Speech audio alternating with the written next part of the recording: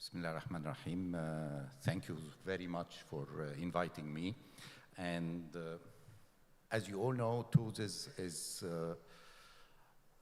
the heart of oculoplasty, and ptosis surgery, since oculoplasty started, and now probably with blepharoplasty as well, are the best two procedures, and it's the best choice for oculoplastic surgeon is to do a good, successful ptosis procedure.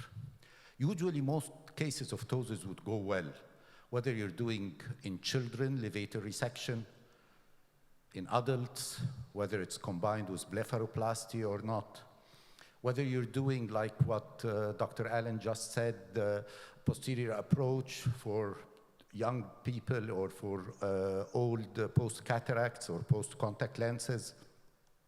Even with fascia lata, you can get excellent results. With frontalis flap, the recent new technique for kids now that we have been using, particularly unilaterally, in all of these you can get excellent results.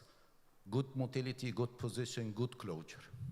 However, ptosis can go wrong. At Cairo University, we drain almost the whole country, 100 million. We've seen them all. We do like 10 cases of ptosis per week.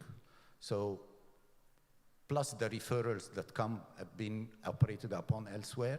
So we actually have a 16-minute that I call the scary movie.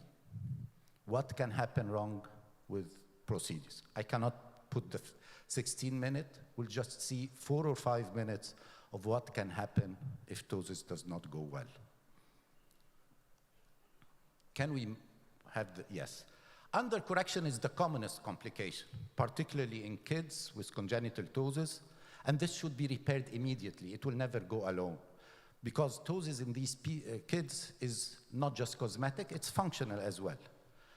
Particularly if it is associated with poor contour and contour abnormalities, you have to work as fast as you can and go in and adjust the procedure again. If it is more complicated with lid distortion and scarring, that's more indication you can go more. On the other hand, in adults, particularly if you're working under local anesthesia and if you're combining it with blepharoplasty, overcorrection can occur. When it's bilateral and symmetrical, it can pass. These people, the old guys, will drop later on. If it is asymmetrical with overcorrection, then you would have to go in again and correct it, okay? And again, you have to do this as fast as you can. When contour abnormalities are associated with the overcorrection, then that's more indication you'd have to go in. So the level, the height, and the contour abnormalities are the two more common complications. Contour abnormalities can happen alone, even with good height.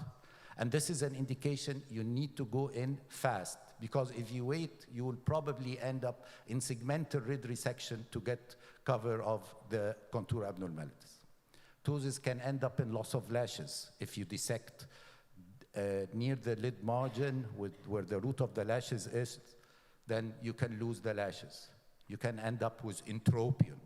Deep suturing, particularly if you're working from the conjunctival side, you can end up in bending the tarsus with your deep suturing and entropion, and this takes you to a whole different level. And then slings and the infections. All synthetic slings can end up this way with infection. Whatever, Gore-Tex, fascia, Merceline, whatever, they can end up in infection. And there is no cure except removing the sling. Conservative treatment does not work. Fascia lata is still the best. Using a stripper would make the procedure much easier, more cosmetic, and you don't have to go along with all the sling and the synthetic complications. You can have an infection that would take up half of the face, okay? And this will need more and more surgery. So you need to treat this. Conjunctival prolapse. A lot of people are talking about supramaximal levator resection going to Whitnell ligament. The more you dissect, the more you're liable to such complications. You've cut the connections the fibers that goes to the superior conjunctival fornix. The conjunctiva will just prolapse. Even with a good lid height, you will see that the conjunctiva has fallen down, okay? And this means more surgery. The classic, the less surgery you do on the levator, the less dissection, definitely the less complications. Don't work for super maximal stuff. Orbital hemorrhage and loss of vision. We always forget that ptosis can end up with a compartmental syndrome, with hemorrhage that results in limited motility that results in pupillary affection and even loss of vision. Ptosis can end up in such a lid, distorted, scarred, needs multiple procedures to become corrected. Ptosis is not an easy procedure to do. Lid gangrene. I don't know if any of you have seen such cases. We have 2 of these cases. They went for ptosis surgery, they end up by infection and lid gangrene. They needed 2 or 3 surgeries to have them corrected in this way. I have also to mention the corneal exposure.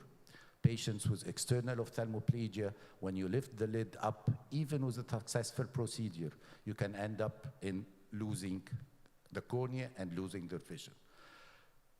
Don't take ptosis surgery lightly. You will always see the good cases, the good heights, the good contours, but always remember that ptosis can end up in blindness, ptosis surgery can end up in severe infection, or can end up in a status that requires multiple surgeries to be corrected. Thank you very much.